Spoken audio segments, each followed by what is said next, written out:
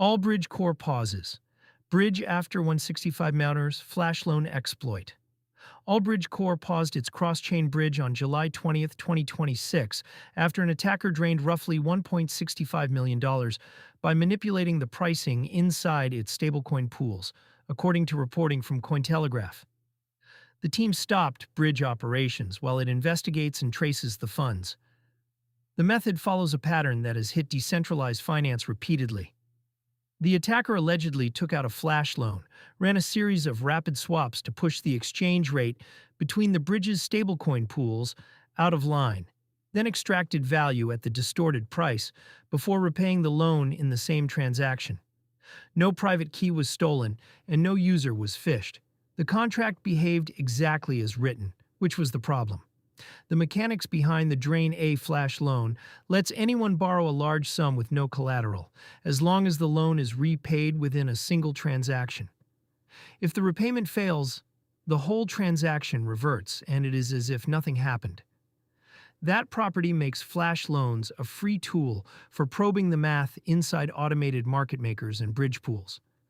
Bridges like Allbridge Core hold pooled stablecoins on multiple chains and price swaps between them using a bonding curve.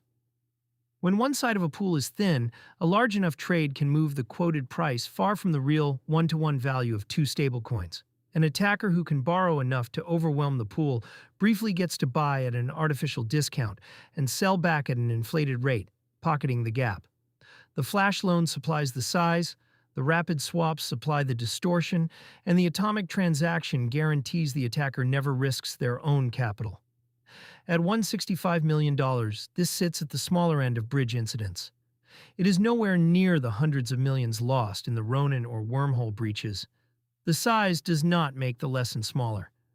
Bridge pool pricing remains one of the most reliably exploited surfaces in crypto, and the fix, halting the bridge, freezes the funds of every honest user mid-transfer while the team sorts out the damage. A recurring failure point, cross-chain bridges concentrate risk by design. To move an asset from one chain to another, the bridge locks or pools value on both sides, and that pooled value becomes a single target. Chainalysis and other trackers have flagged bridges as one of the largest sources of stolen crypto over the past several years, precisely because a bug in one contract can expose the entire pool at once. The Allbridge team has confirmed a pause before, having patched a similar pool manipulation issue in an earlier incident.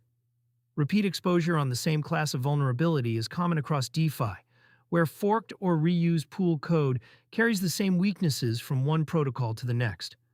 Patching one path does not always close the others. For anyone holding funds that route through a bridge, a pause is the safest outcome available once an attack is underway, even though it locks legitimate transfers. The alternative, leaving the contract live while an attacker keeps draining, is worse. The angle for card and wallet users. Most people who spend crypto through a card never touch a bridge directly, but the risk still reaches them. Custodial card issuers and stablecoin balances sometimes rebalance liquidity across chains behind the scenes, and any protocol dependency in that chain is a counterparty you cannot see. This is the core argument for spending from your own wallet. The fewer pooled contracts sitting between you and your money, the fewer single points of failure can freeze it. The same logic applies to where value is parked between purchases. A stablecoin balance that lives natively on a chain you control avoids the bridge hop entirely. Balances that get shuttled across chains to chase yield inherit whatever bridge is doing the shuttling. That trade-off, a little extra yield for exposure to a pooled contract, is exactly the kind of hidden risk worth pricing in before committing funds. None of this means bridges are unusable.